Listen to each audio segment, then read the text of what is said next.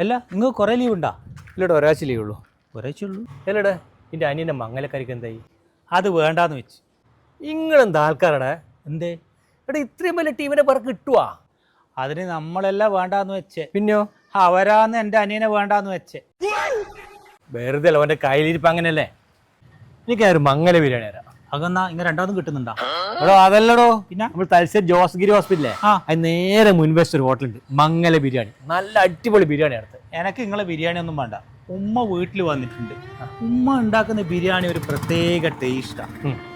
ഞാൻ അത് കഴിച്ചോളൂ. നീ ആടോ അത് കഴിക്ക, സൂപ്പർ ബിരിയാണിയാ. ഒരു കാര്യം ചെയ്യാം, ഞാൻ നിങ്ങളൊക്കെ വന്നിട്ട് ഒരു കട്ടൻ ചായ കുടിക്കാം. ബിരിയാണി ഒന്നും എനിക്ക് വേണ്ട. നീ വന്നോക്ക്. എടാ, എനിക്ക് വേണ്ട ഉറപ്പാണല്ലോ.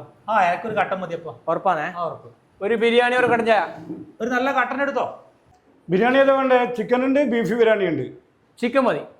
ഒരു ചിക്കൻ ബിരിയാണി, ഒരു കട്ടൻ ചായ കൊടുക്കേ.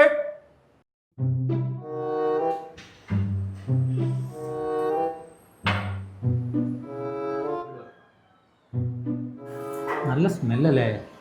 അതല്ലേ എന്നോട് പറഞ്ഞ ഇവിടുന്ന് കഴിക്കാന്ന്.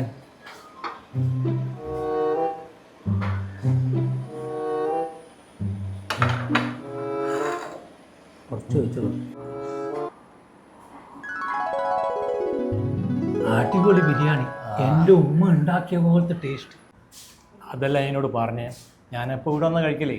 ഒരു ബിരിയാണി ഇറക്കോ?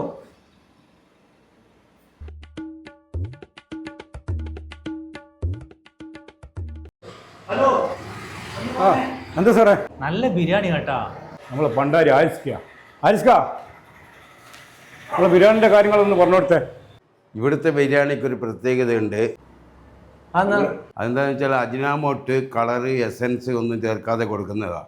1 മണിക്കൂർ ദമ്മ് ഇട്ടിട്ട് പൊട്ടിക്കുള്ളൂ. അങ്ങനെ കൊടുക്കുന്നത് നല്ലൊരു ബിരിയാണിയാണ്. അതാ നല്ല ടേസ്റ്റ്. അടിപൊളി കേട്ടോ, അടിപൊളി.